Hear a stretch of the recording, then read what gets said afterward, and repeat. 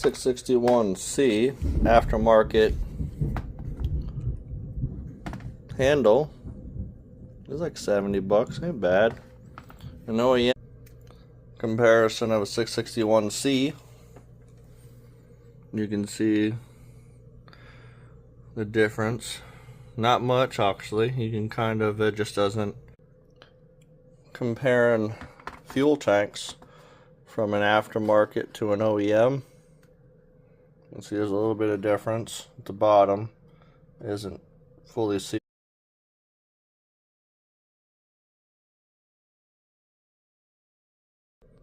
Comparing the tanks. See what kind of differences there are between the OEM. I was comparing the 661C with all the parts, and it looks like it's missing that little arm. So this tank, comparing from the OEM,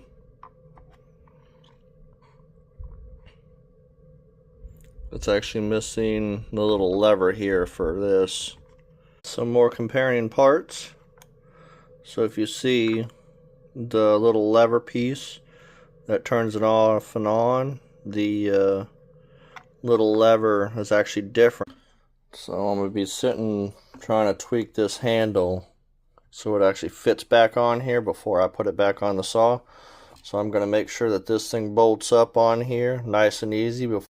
The 661C, I just kind of got the tank. These wires that came with the aftermarket tank do not work. This is for a different.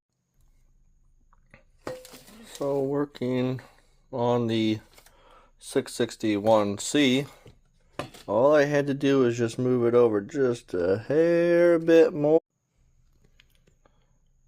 The 661, I'm slowly pulling the parts and assembling the saw.